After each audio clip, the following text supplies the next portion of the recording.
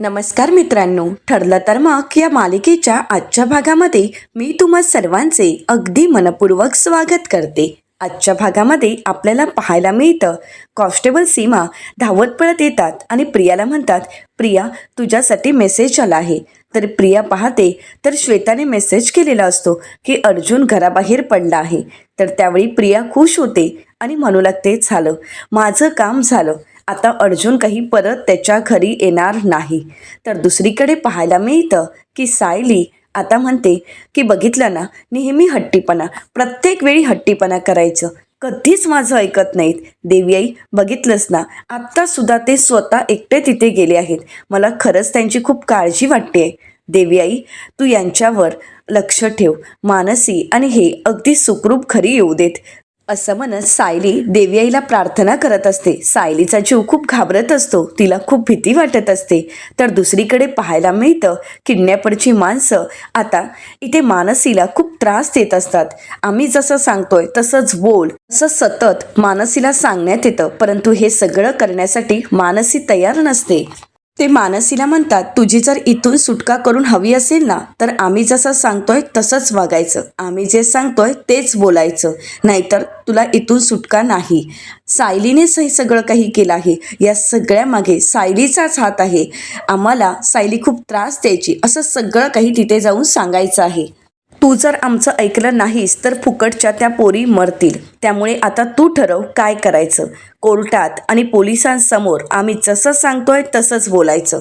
इतकं सगळं होऊन इतका त्रास होऊ नये, इथे मानसी मात्र खोटं बोलायला तयार नसते. आणि त्यावेळी ती माणसं आता सचिनला फोन करतात आणि म्हणतात, हॅलो साहेब, ती पोरगी तयारच होत नाही आहे, आम्ही इतकं तिला म्हटलं, इतका त्रास दिला, तरीसुद्धा ती कोर्टात किंवा पब्लिक समोर खोटं बोलायला तयारच नाही आहे. तर राकेश ऐकताच राकेशला धक्का बसतो. राकेश म्हणतो, या पोरीचा जीव जाईल तरीसुद्धा ही पोरगी सायलीचं नाव घ्यायला तयारच नाही आहे.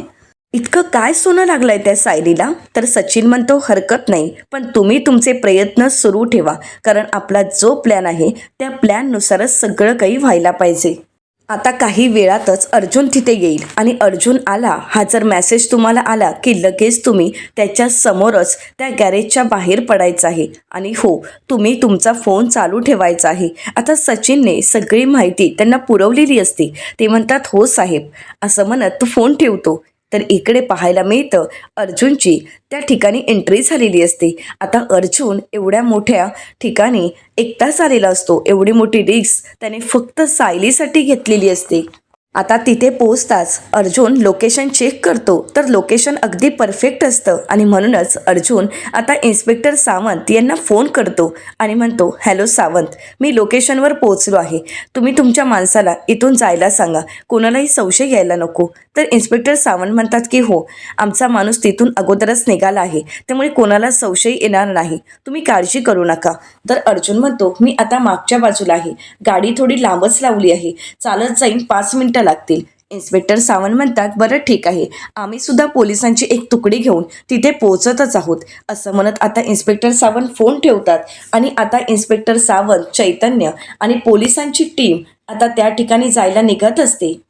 तर दुसरीकडे सचिनने पेरलेली माणसं अर्जुनवर लक्ष ठेवून असतात आणि लगेच ती आपल्या माणसांना फोन करत सांगतात, मेसेज करतात की अर्जुन सुभेदार इथे आला आहे, पुढच्या 5 मिनिटात तो तिथे पोहोचेल. तर दुसरीकडे पाहायला मिळतं इथे सायली खूप अस्वस्थ असते. तिला सतत अर्जुनची काळजी वाटत असते. सतत ती अर्जुनच्या फोनची, मेसेजची वाट पाहत असते. परंतु अजून काही अर्जुनचा मेसेज, फोन आलेला नसतो. सायली म्हणते, हे अजून का मला फोन करत नाही आहेत. खरं तर हे एकटे त्या लोकेशनवर गेले आहेत हे मला पटलेलंच नाही आहे. खरं तर मी त्यांच्यावर खूप चिडले होते, रागवले होते, पण काय करू, मी ह्यांना कॉल करू का. पण जर मी आता त्यांना फोन केला तर त्यांना असं वाटेल की माझा राग गेला आहे. नाही, त्यापेक्षा नकोच. असं म्हणत सायली फोन न करण्याचा विचार करते, पण तिला काही राहवत नाही. सायली म्हणते, नाही नको, मी फोन करू का. खरं तर मी त्यांच्यावर चिडले होते, ते तर माझ्यावर चिडलेच नव्हते, मग फोन करायला काय हरकत आहे. ते तर म्हणाले होते की मी तुला सगळे अपडेट देत जाईन, कॉल करेन, परंतु अजूनपर्यंत यांनी फोनच केला नाही आहे. काय घडलं असेल तिथे, सगळं काही ठीक तर असेल ना.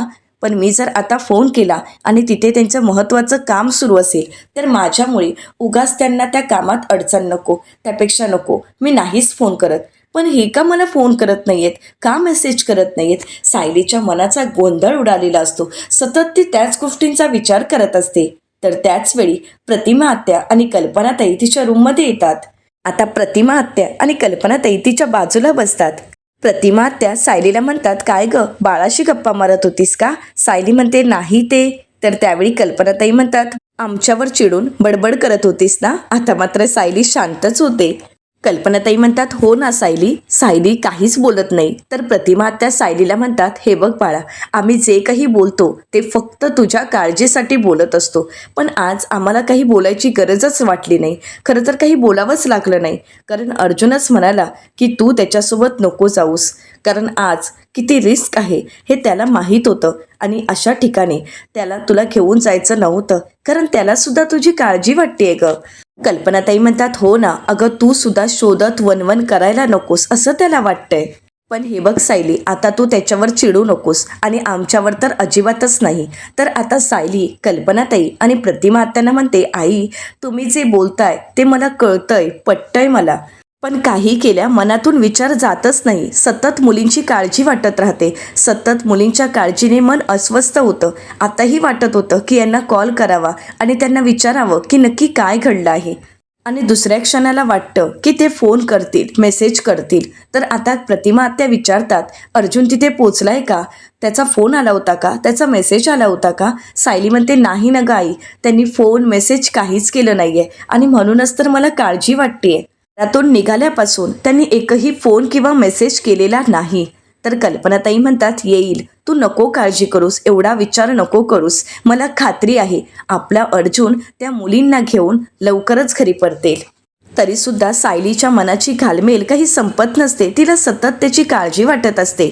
तर दुसरीकडे पाहायला मिळतं, प्रियाचा प्लॅन चालूच असतो. आता प्रिया आपल्या माणसांना फोन करते आणि म्हणते, अर्जुन तिथे आला की तुम्ही तिथून लगेच निघायचं आहे आणि त्यावेळी अर्जुन तुमचा पाठलाग करेल आणि काही वेळ पुढे गेल्यानंतर तुम्ही तिथेच थांबा.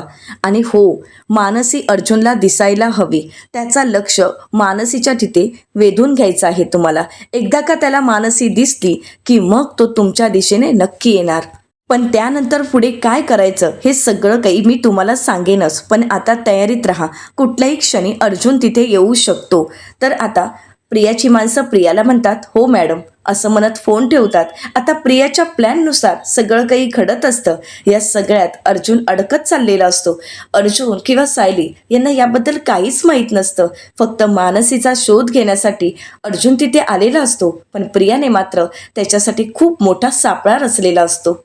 आता ठरल्याप्रमाणे मानसीला तिथून घेऊन जायचं ठरलेलं असतं. आता ती माणसं आपल्या माणसांना म्हणतात, हिला लगेच बांधा, इथून हिला हलवायचं आहे. परंतु मानसी त्यांना काही बांधू देत नसते. मानसी काही केल्या त्यांना तिचे हात बांधू देत नसते.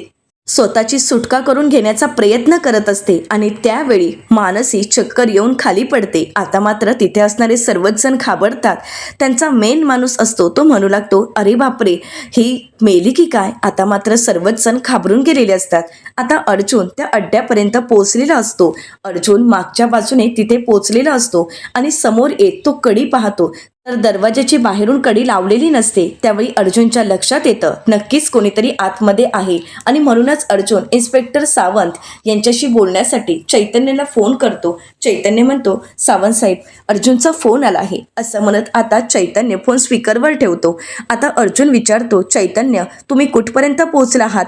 तर आता चैतन्य म्हणतो, नाही, अजून आम्ही निघालोच नाही आहोत, कारण इन्स्पेक्टर निकम अजून आले नाही आहेत. या केसवर निकम काम करत असल्यामुळे त्यांच्या परवानगीशिवाय काहीच करता येणार नाही. त्यांना सगळी माहिती द्यावी लागेल आणि तरच आम्हाला तिथे येता येईल.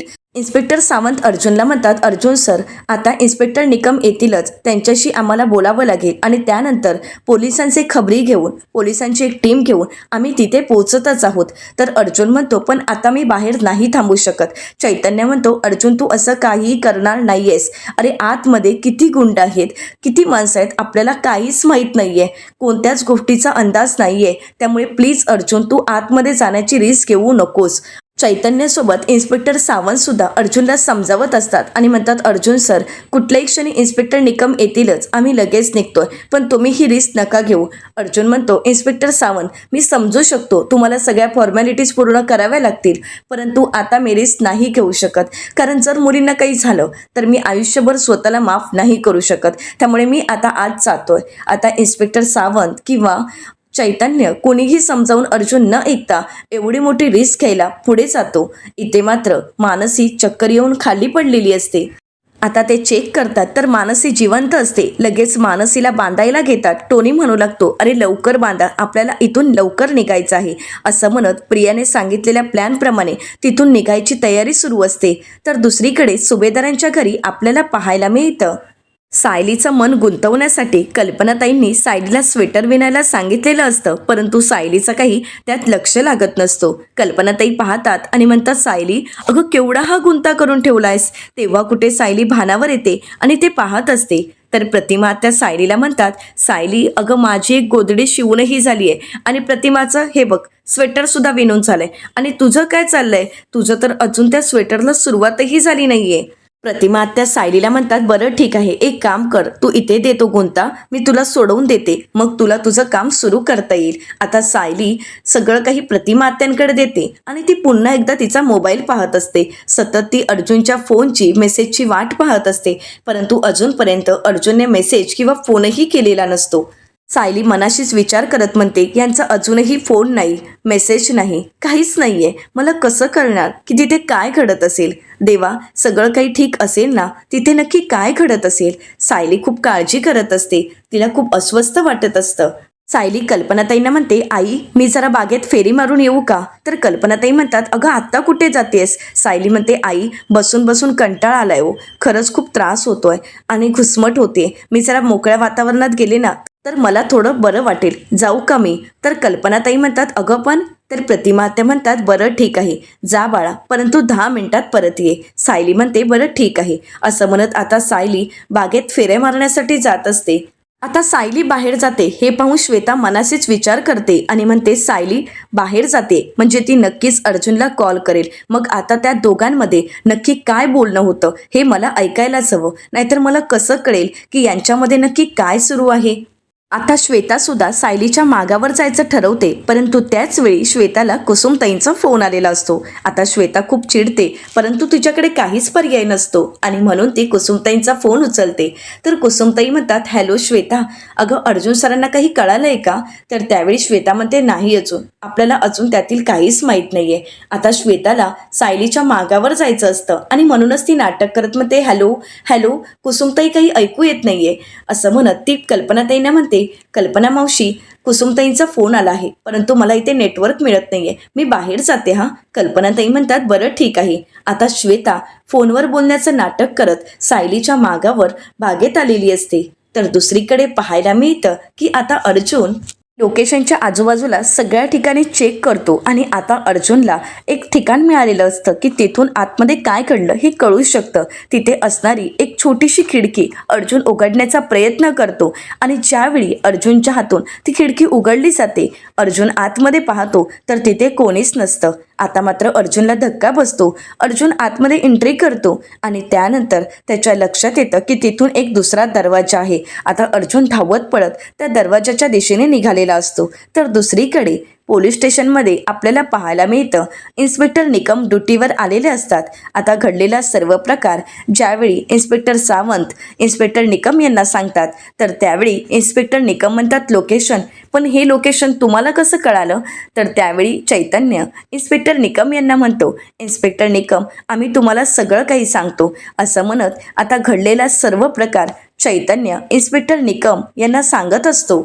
तर दुसरीकडे पाहायला मिळतं, अर्जुन त्या दरवाजातून बाहेर येतो. त्यावेळी तिथेही काही नसतं, परंतु तिथे एका गाडीचे मार्क्स असतात.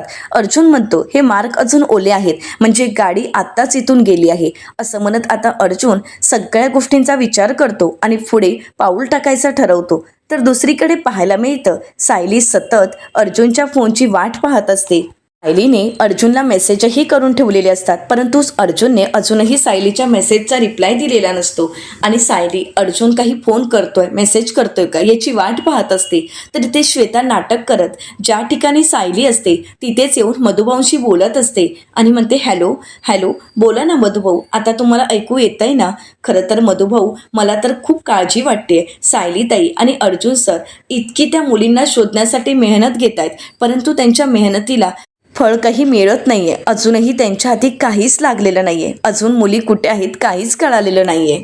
तर मधुभाऊ म्हणतात, मला माहीत आहे, मी त्या दोघांनाही ओळखतो. आता त्या मुलींना शोधण्यासाठी ते दोघंही जीवाचं रान करतील, परंतु माहीत नाही ग, पण त्यांच्या काळजीने माझा जीव थाऱ्यावर राहत नाहीये ग. आणि या सगळ्यात आपल्या सायलीच्या तब्येतीलाही जपायला हवं ना ग. तर श्वेता म्हणते, अगदी बरोबर आहे मधुभाऊ, तुम्ही काळजी करू नका, मी काळजी घेतेय सायलीताईची, पण तिच्यावर सुद्धा खूप ताण आहे हो. तर मधुभाऊ म्हणतात, हो आम्हाला माहीत आहे, सायली या सगळ्याचा स्वतःला खूप त्रास करून घेते, म्हणूनच तर तिला त्रास व्हायला नको, तिने कोणत्या गोष्टीचा ताण घ्यायला नको, यासाठीच तर मी तुला फोन केला आहे ना. कारण मी जर आता तिला फोन केला असता तर या सगळ्या गोष्टीचा तिने ताण घेतला असता, स्वतःला त्रास करून घेतला असता. पण हे बघ श्वेता, मी आता तिची तब्येत विचारण्यासाठी तुला फोन केला होता, हे तिला सांगू नकोसा. आणि अधेमध्ये तिच्या तब्येतीबद्दल आम्हाला सांगत जा गं. आणि मुलींबद्दल काही कळालं तर आम्हाला कळवत जा हा. तर श्वेता म्हणते, हो मी तुम्हाला सतत फोन करत राहीनच, परंतु मधुभाऊ आणि कुसुमताई तुम्ही सुद्धा स्वतःची काळजी घ्या. आता सायलीने श्वेता आणि मधुभाऊ यांचं बोलणं ऐकलेलं असतं, परंतु श्वेता असं दाखवून देते की तिला काही माहीतच नव्हतं. सायलीकडे पाहते आणि म्हणते, अगं तू इथे, मला तर माहितीच नव्हतं, मी तर इथे, असं म्हणत श्वेता नाटकं करू लागते. श्वेता सायलीला म्हणते, काय झालं सायलीताई, तू अशी अस्वस्थ का वाटतेस, काय झालंय, तुला कोणती कशाची काळजी वाटते नक्की? तर सायली म्हणते, अगं बघ ना, यांचा अजून फोन मेसेज काहीच नाहीये, मला कसं कळणार तिथे काय सुरू आहे, काय घडलंय? आणि मी त्यांना मेसेज केला आहे तर त्या मेसेजचा रिप्लायही नाही आहे. तर श्वेता म्हणते, अच्छा तू एक काम कर ना गं, तूच फोन कर ना त्यांना.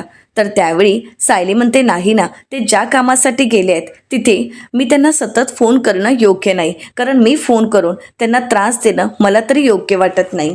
तर श्वेता सायलीला म्हणते, बरोबर आहे ग तुझं, परंतु किती वेळ झाला आहे, अजून काहीच माहिती सापडली नाहीये, त्यामुळे एक फोन तर तू करू शकतेस ना, कर ना फोन आणि विचार ना नक्की काय झालंय, काय घडलंय तिथे, सगळं काही ठीक आहे ना, हे एकदा विचारून बघ सायलीताई. आता श्वेताचं ऐकून सायली अर्जुनला फोन तर करते, परंतु अर्जुन काही सायलीचा फोन उचलत नाही. सायली श्वेताला म्हणते, अगं फोनच उचलत नाहीये ते, आपल्याला कसं कळणार की तिथे काय सुरू आहे?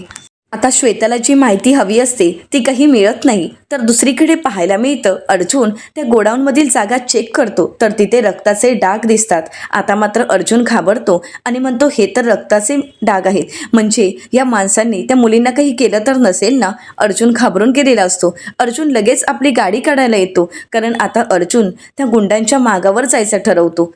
तर दुसरीकडे आता इन्स्पेक्टर निकम यांनी चैतन्य आणि इन्स्पेक्टर सावंत यांना परवानगी दिलेली असते आणि म्हणूनच चैतन्य आता अर्जुनला फोन करतो आणि म्हणतो, अर्जुन, इन्स्पेक्टर निकम यांनी या केसच्या संदर्भात आपल्याला परवानगी दिली आहे, त्यामुळे मी आणि इन्स्पेक्टर सावंत त्या गोडाऊनच्या ठिकाणी त्या लोकेशनवर पोहोचत आहोत. अर्जुन म्हणतो, नाही नको, काहीच उपयोग नाही, कारण ती माणसं आता त्या मुलींना घेऊन तिथून निघाले आहेत.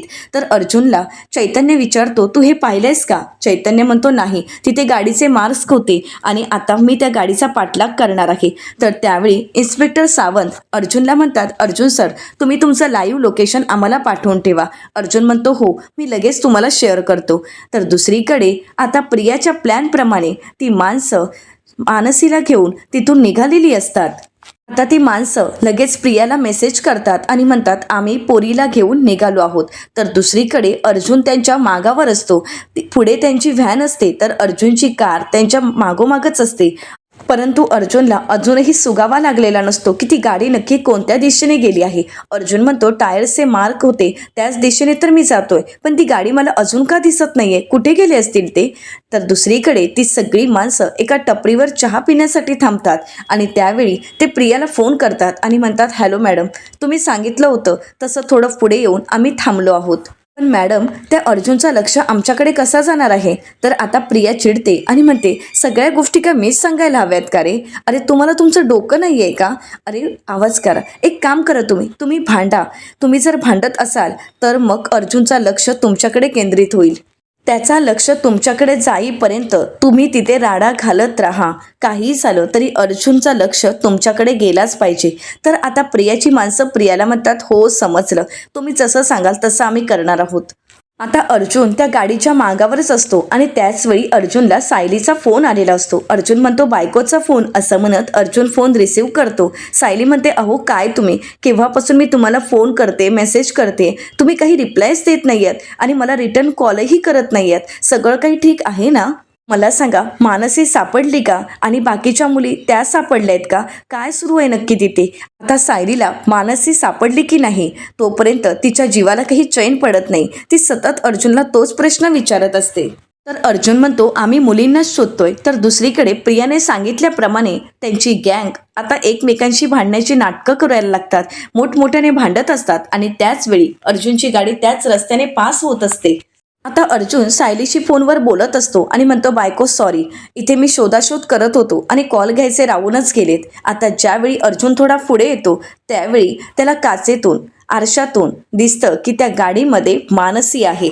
तर इथे सायली अर्जुनला फोनवर म्हणते, तुम्हाला मानसी सापडली का? मानसी कुठे आहे? काही कळालंय का? तर त्यावेळी अर्जुन म्हणतो, बायको मानसी, मला आता मानसी दिसली आहे. तर सायली अर्जुनला विचारते, कुठे आहे ती, काय करते ती आणि बाकीच्या मुलींचं काय? आता मात्र सायलीचे प्रश्नावर प्रश्न सुरू असतात. पण अर्जुन मागे वळून पाहतो की नक्की खरंच ती मानसी आहे का? या माणसांची भांडणं नक्की का चालली आहेत हे सगळं काही पाहत असतो. आता गाडीत असणारी ती मुलगी मानसीच आहे का हे पाहण्यासाठी अर्जुनने गाडी थोडी मागे घेतलेली असते. आता हे सगळं काही प्रियाचंच प्लॅन असतं. मानसी अर्जुनला दिसावी आणि खरोखरच आता अर्जुनने मानसीला पाहिलेलं असतं. मानसीला सोडवण्यासाठी अर्जुन गाडीमधून उतरणार, परंतु त्याच वेळी ठरल्याप्रमाणे ती माणसं आता पुन्हा एकदा गाडीमध्ये बसतात आणि ती व्हॅन घेऊन ते तिथून निघालेले असतात. तर इथे अर्जुन सायलीला म्हणतो, बायको मानसी सापडली आहे, मी तुला थोड्या वेळातच फोन करेन. असं म्हणत अर्जुन फोन कट करतो. इथे सायली खुश होते, परंतु हा सगळा काही प्रियाचा ट्रॅक असतो. आता अर्जुनची गाडी त्या पुन्हा एकदा व्हॅनच्या मागावर असते. तर इथे सायलीला वाटत असतं की मानसी सापडली आहे आणि हे तिला खरी घेऊन येतात. आता इथे श्वेता सायलीला विचारते, ताई अगं काय झालंय? तर सायली म्हणते, अगं श्वेता, खूप आनंदाची बातमी आहे, यांना मानसी सापडली आहे आणि हे मानसीला घेऊन येत आहेत. आता श्वेता नाटक करत म्हणते, ही तर खूप मोठी आनंदाची बातमी आहे. श्वेता सायलीला नाटक करत म्हणते, आता मानसी दिसली आहे ना अर्जुन सरांना, मग आता तू थोडा आराम कर, स्वतःची काळजी घे. इथे मात्र सायली सतत देवी आईचे आभार मानत असते. सायली श्वेताला म्हणते, मी आलेच हा. तर श्वेता म्हणते, हो सावकाश, तू जा पुढे, मी येते. असं म्हणत श्वेता तिथेच थांबते. आता श्वेता लगेच सचिनला फोन करते. सचिन म्हणतो, बोल श्वेता, काय अपडेट आहे? तर श्वेता म्हणते, एक गुड न्यूज आहे सचिन, आत्ताच अर्जुनला सायलीने फोन केला होता आणि त्यावेळी अर्जुन स्वतःच म्हणाला की त्याला मानसी दिसली आहे, मानसीला त्याने पाहिलं आहे. आता हे ऐकून सचिन, राकेश आणि प्रिया खूप खुश होतात. तर प्रिया म्हणते, अर्जुन आपल्या प्लॅनमध्ये अगदी अलगद अडकला आहे. आता इथून पुढे तेच घडेल जसं आपल्याला घडवायचं आहे, जसं आपल्याला हवं आहे. येणाऱ्या पुढील भागामध्ये आपल्याला पाहायला मिळतं, सायली देवी आईची प्रार्थना करत असते, तिची आरती करत असते आणि म्हणू लागते की देवी आई यांना मानसी लवकरात लवकर सापडू देत आणि दोघंही सुखरूप घरी येऊ देत. परंतु दुसरीकडे प्रियाच्या प्लॅननुसार आता सगळे गुंड अर्जुनला पकडतात आणि खूप मारहाण करत असतात. अर्जुनला खूप मारलेलं असतं आणि त्याचवेळी प्रियाने सांगितल्याप्रमाणे एक गुंड अर्जुनच्या पोटात चाकू खुपसून त्याला पूर्णपणे मारतो आणि त्यावेळी इथे प्रिया एक चाकू हातात घेत म्हणते, राम नाम सत्य है. आणि इथे मात्र ज्यावेळी हळदी कुंकवाचा करंडा सायली हातात घेते, कुंकवाची वाटी हातात घेते, त्यावेळी तिच्या हातून ती वाटी खाली पडते आणि इथे अर्जुनने बायको अशी हाक मारलेली असते. आता मात्र अर्जुन खाली कोसळलेला असतो आणि इथे सायली देवी आईच्या समोर देवी आईकडे पाहत असते. आता काहीतरी अनर्थ घडतोय, काहीतरी चुकीचं घडतंय, अपशकुन होतोय हे सायलीच्याही लक्षात येतं. पण आता या संकटातून देवी आई आणि सायली अर्जुनला सुखरूप बाहेर काढू शकतात का? अर्जुन आता या अवस्थेत स्वतःला सावरू शकेल का आणि मानसीला घरी घेऊन येण्यात तो यशस्वी ठरेल का? सायलीला दिलेलं वचन तो पूर्ण करेल का? हे पाहणं अतिशय रंजक ठरणार आहे. मित्रांनो, अशाच मालिकांचे नवनवीन अपडेट पाहण्यासाठी चॅनलला नक्की सबस्क्राईब करा.